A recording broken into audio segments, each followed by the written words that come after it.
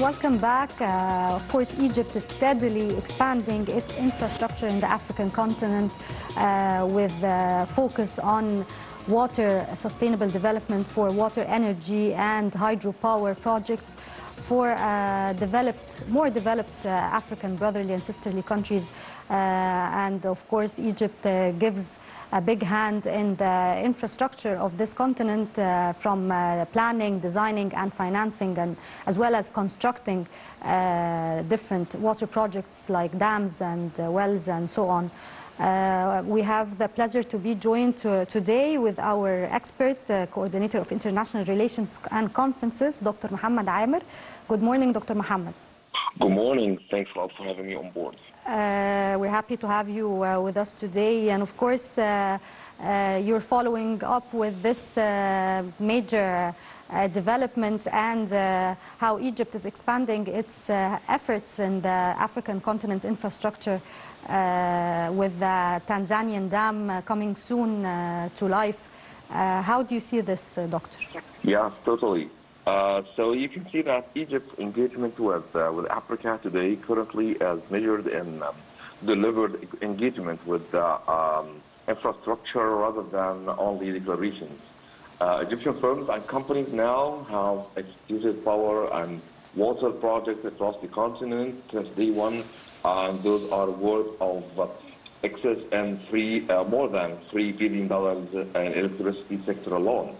Alongside, you can see housing, irrigation works from Tanzania to South Sudan. Those projects, by the way, need to create local employment, transfer, also engineering experience, skills from Egypt to the African depth.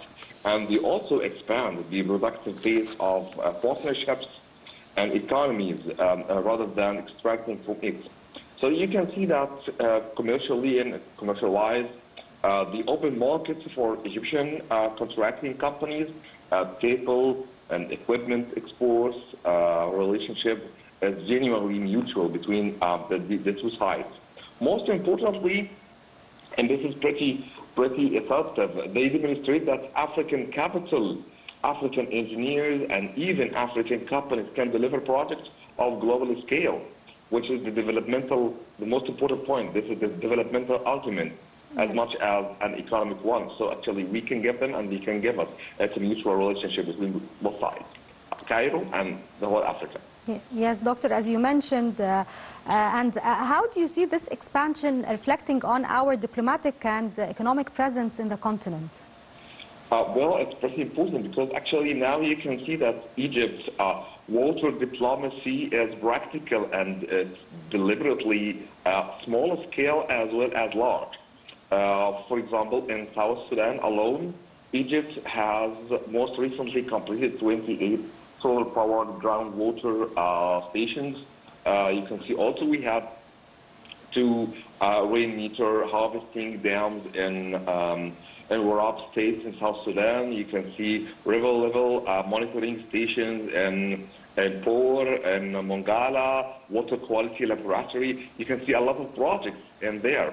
So this actually makes Egypt extend the same package across the basin itself. We have 10 countries in Nile Basin. You can see waterway clearance, harvesting dams, solar-powered wells, yes. Rainfall forecasting. If this is not the economic benefit of it, I think there is a diplomatic benefit out of it. Because actually, what links these projects is the model founded on contest, mutual benefit, and also legality.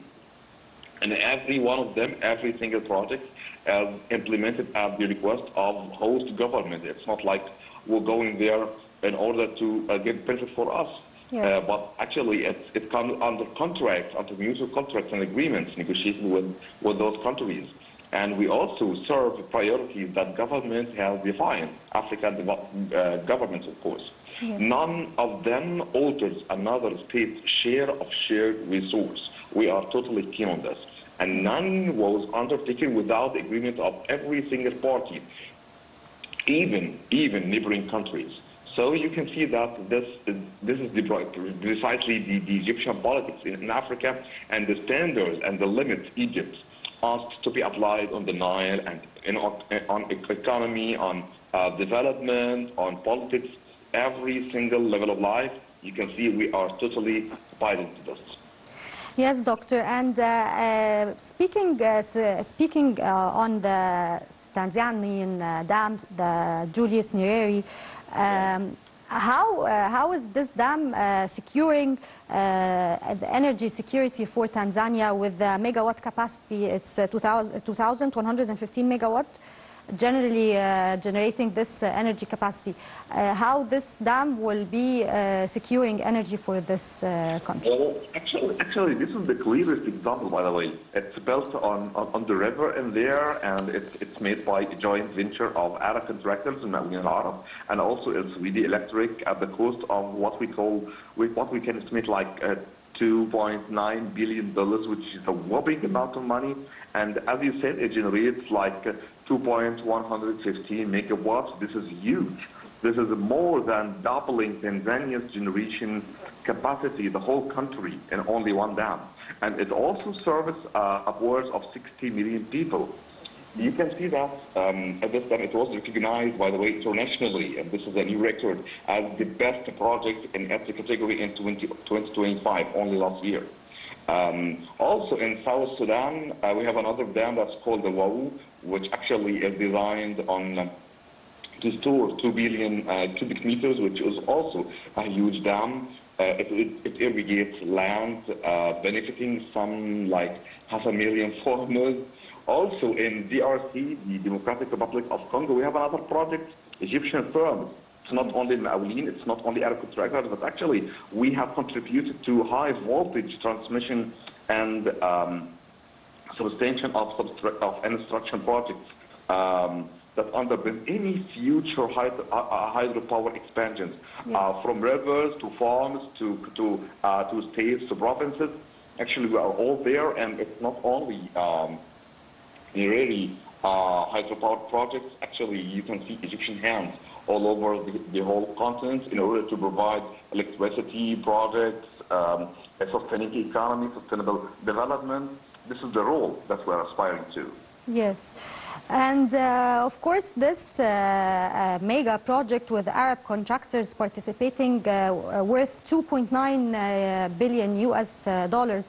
And this aiming for strategic infrastructure expansion. How do you see this growing international competitiveness of the Egyptian engineering companies in the region? Well, you can see there is a balance that's not conceptual. It's technical, and you can see that it's entirely achievable. There is no serious party disputes the continent's right to generate power from its own territory, but what is required here is an agreed operating rule book between us and also other competitor countries and even companies in the whole African continent. You can see that notification is needed before major releases, agreed the drought management protocol, data sharing in real time. Also, dispute mechanism, actually in the case, God forbid, in the case of any dispute that happens between countries and companies, we need to have a serious and real and factual mechanism that functions without any escalation from any side, either whether it's a country or even a company. So every major river in the whole world, not only in the African continent, it operates under some version of death.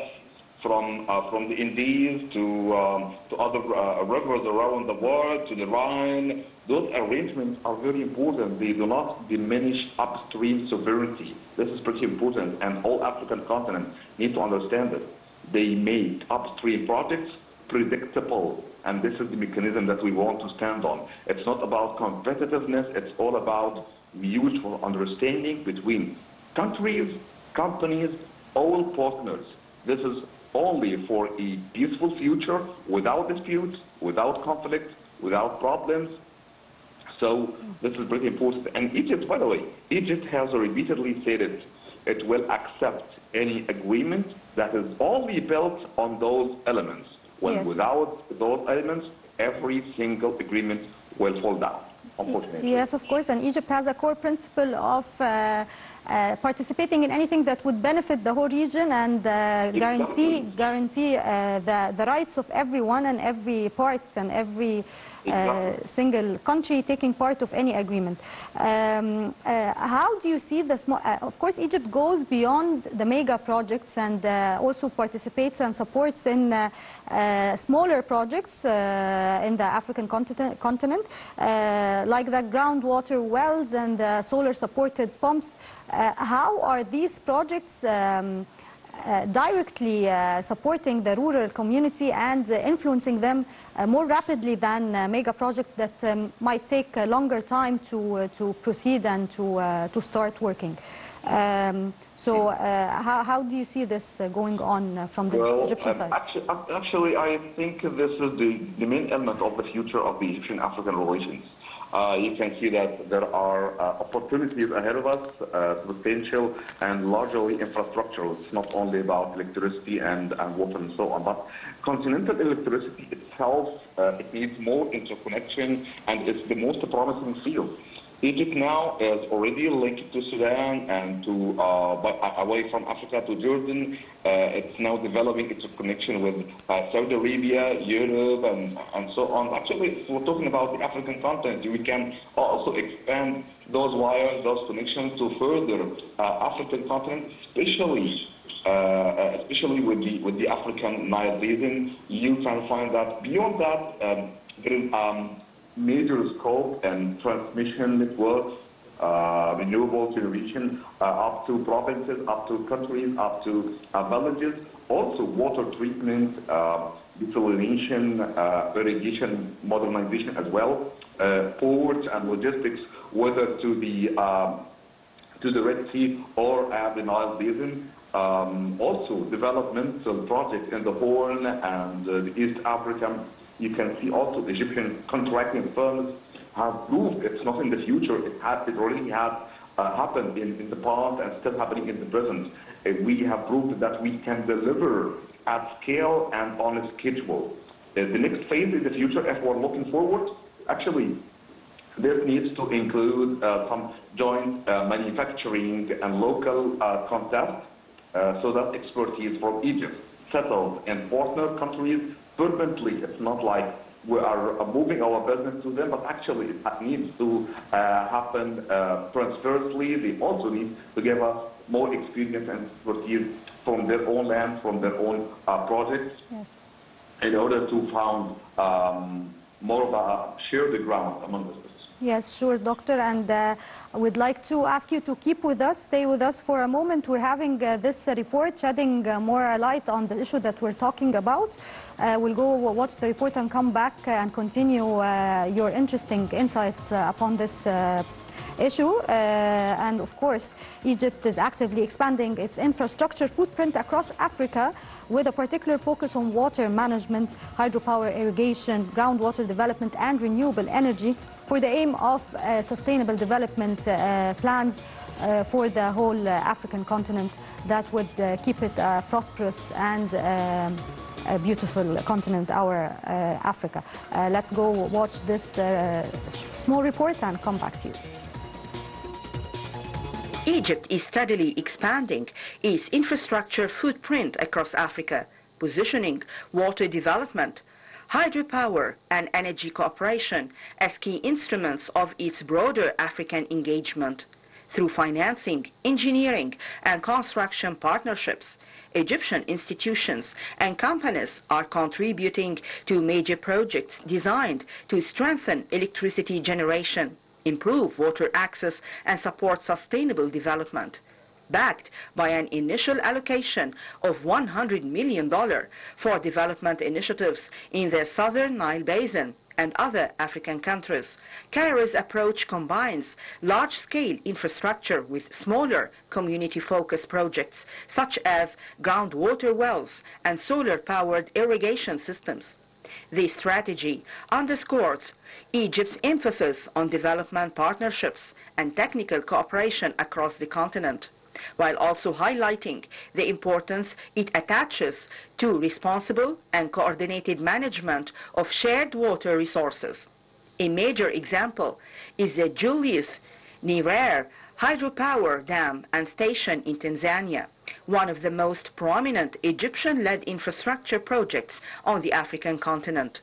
Constructed on the Rufiji River by an Egyptian consortium comprising Arab contractors and El Suwidi Electric, the project represents an investment of approximately $2.9 billion. The dam rises about 131 meters and is designed to generate around 2,115 megawatts of electricity. Once fully operational, the project is expected to significantly increase Tanzania's electricity generation capacity, supporting industrialization, economic growth, and wider access to reliable power. Beyond its energy contribution, the project demonstrates the capacity of Egyptian engineering and construction companies to undertake complex mega projects outside Egypt and deepen economic ties with African partners. Egypt's African water development activities also extend beyond major dams to smaller-scale projects aimed directly at improving living conditions in rural and underserved communities. Groundwater wells, solar-powered pumps, and irrigation-related infrastructure can provide reliable access to water while reducing dependence on conventional energy sources. Such projects are particularly important in areas where communities face limited access to electricity and water infrastructure. By combining engineering expertise, development financing, and renewable energy technologies, Egypt can contribute to agricultural productivity, rural development, and water security, while building long-term partnerships with African countries. The approach also reflects a broader shift toward practical development cooperation, in which infrastructure projects are linked to economic and social objectives. At the strategic level, Egypt's expanding infrastructure role in Africa carries implications that go beyond individual construction projects. Cairo is seeking to reinforce its position as an important African development partner while promoting principles of cooperation, consultation, and responsible management of transboundary water resources. This becomes particularly significant amid continuing regional tensions surrounding unilateral actions involving shared Nile waters and upstream dam operations. Egypt's model contrasts large-scale infrastructure cooperation and development partnerships with approaches that can generate disputes when projects affecting shared water resources proceed without adequate coordination. Ultimately, the expansion of Egyptian-built infrastructure across Africa offers Cairo an opportunity to combine economic diplomacy, engineering capabilities, and development assistance, while strengthening its strategic relationships across the continent and supporting Africa's growing demand for energy, water, and infrastructure. Welcome back, and we still have the pleasure to be joined with our expert, Dr. Mohammed Amer, Coordinator of International Relations and Conferences, and we're keeping up with this issue. Dr. Amer, welcome back. Thanks a lot. Upon the follow-up on this report, I'd like to ask you, can Egypt's infrastructure partnership that is being provided have an alternative model, be an alternative model of Nile Basin cooperation based on mutual interests, economic benefits, and technical collaboration, particularly at a time when disputes are being shared continue over the upstream dam construction and unilateral water management? Well, actually, thanks a lot for the previous question. This is how Egyptian projects actually build the trust and strategic partnership in the African continent. But to say this frankly to the whole world, trust in international relations is only built by performance under contract, and this is what exactly those projects supply. when you see, and I really salute the report that said Egyptian Consortium, because actually it has just completed a 2,000 megawatt station in a country that had waited 60 years, whopping 60 years for it. You can see the credibility is not rhetorical in here. It also created a record partner that can point to, and it also changed how Egypt perceived from one state to that discusses Africa to one that builds in it. That record, those numbers are very solid. They also give Cairo standing when it argues for the cooperative water governance, because now you can see it cannot easily be accessed by obstructing African development while simultaneously financing and constructing it. So you can see that there is what we call consistency between conduct and an argument and what converts goodwill into partnership. So now actually we are in that phase where now converting goodwill, only goodwill like words, discussions, into partnership. This is the goal that we would like to achieve in the future, and I think it's now we have some evidence on it, but it needs much effort, much work, dedication and commitment from further countries, from further partners in order to be turned into a real partnership with evidence on ground. Doctor, to what extent could the construction of few dams without coordination with the rest of downstream countries increase the regional tension in the region? Well, this is the elephant in the room. Still, we have consensus. It's still reachable, by the way, and the components of any agreement still are already on the table. They form a decade of talks, and it requires legally binding instruments covering those filling and long-term operations. There is also an agreed definition of drought and the corresponding mitigation protocol. Also, continuous data exchange between both countries. The three countries, by the way, Ethiopia, Sudan, South Sudan, and even Egypt. So we have 4 countries. And actually, independent technical verification is also pretty important. All of those elements should be embedded together in a basin-wide framework rather than only negotiate this on the table. It's not like dam by dam.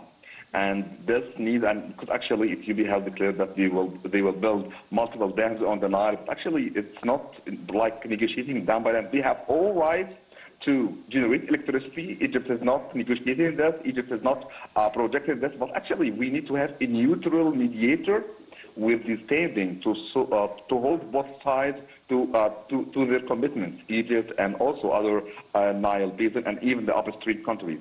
But most naturally, I believe the African Union, supported by international partners, maybe the United Nations, maybe other partners all over the world. Egypt now has never asked Ethiopia, by the way, to forgo high hydropower, because actually we received a lot of accusations from their side concerning this. But actually, in real down, we ask that the rivers operation to be predictable. We need to know what will happen in the future, because predictability is pretty important, and this is what is allowing us to understand what will 110 million people downstream, what they will plan for the future. This is a mutual partnership, actually. Again, and we reiterate this, we do not project their own, we do not object their own felling or generating electricity, but it's all about the unilateral action by the Ethiopian side. This is the most important point. We are partners in this, but it's not discussed like dam by dam, but the whole operation, the whole process itself. Yes, Doctor, of course, and Egypt, as you said, is never against development and prosperity for the whole region. Exactly. But this has to be governed with rules that would guarantee the right to everyone and no one to be harmed. And I believe this is the right of everyone being in the Nile Basin countries. Exactly. As a final note, before we leave you, Dr. Mohammed Amer, how do you see the future of Egyptian-African relations in light of the economic partnerships and all the sustainable development plans being expanded? What opportunities can Egypt and the whole continent have Well, for the community? actually, I believe transfer of experience, expertise, and some technological solutions in the future will be led by Egyptian companies. This is the major partnership that Egypt look forward. And by the way, this is also arguably the most durable contribution Egypt can add to the African continent, and the least visible, by the way. Actually, we're building dams, hydropower stations, and so on. They are all visible, but actually technology is not visible at all. But actually, it's more impactful than any other project. Yes.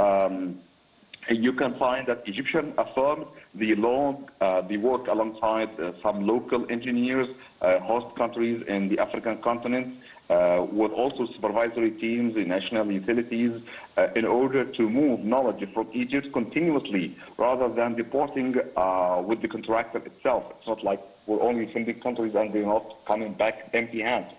Egypt now reinforcing this through structured training, providing training, capacity building programs, training programs, scholarships delivered here in Cairo and also in African countries, water research institutions, we have a lot of those, Pan-African Center for Water and Climate Adaptation. The value in here lies in what remains after handover. Done with the project, done with everything, but what about the future? Technicians, it's all about technicians who will maintain the turbine, the ministry is working, commissions working, moving from one project to another. This is the type of sustainability that we look forward in the future. Yes, Dr. Mohammed Amer, Coordinator of International Relations and Conferences. We had a great pleasure you joining us today in Good Morning Egypt. Of course, we'll be going to a short break and to show the daily press with our dear colleague Alia Diauddin, and come back to you with the rest of the segments of our Good Morning Egypt show.